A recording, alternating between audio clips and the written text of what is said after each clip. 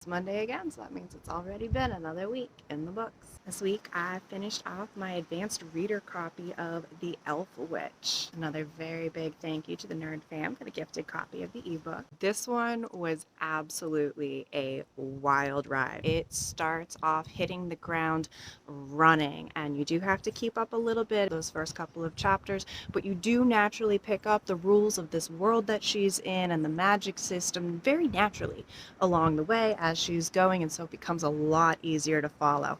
The action does not slow down. One thing to know ahead of time before you pick this one up is that the narrative is not following the good guys here. The main character has plenty of excuses for her behavior, but she's never telling anybody that she's innocent or wholesome or what have you. She knows she's done wrong and she's going to stand by it. It is absolutely a villain origin story, but it is so much fun to watch as she learns not to blink at all the bloodshed that is happening. This one is brutal, and so is she. And I'm already waiting for the next one before the first one's even officially out. After getting through that one, I'll be honest, it was a little bit heavy. I needed something that I could kind of pick up that was going to feel physically lighter. And so I picked up a book of short stories and made myself cry. This is a publication from 8 different authors that are all a member of the same writing guild that I actually recently joined. So I've had the pleasure of meeting a number of them.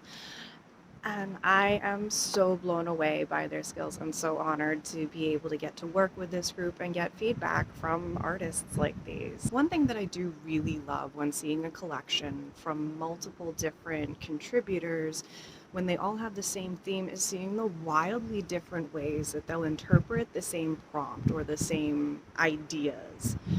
And this was a very good example of that. Each person looked at the word reconciliation and gave it a new definition. To be honest, I only knew about this title because I knew about the group that put it out, but I highly recommend. I do have the links to the group on my site. I do not benefit in any way from you going out and getting copies of this or finding it through your local library or what have you, but I do highly recommend this title. It is a beautiful piece of work. I have now only read the very first page of the next book that I'm going to be covering, so I'm not going to give you any kind of review just yet, but I am excited for it and I will talk about it next week. I should note that there are some social media channels that I have been on for quite some time that I will be moving away from. I'm not taking my accounts down yet, but I will be posting there my details where you can find me on other channels where I will remain more active.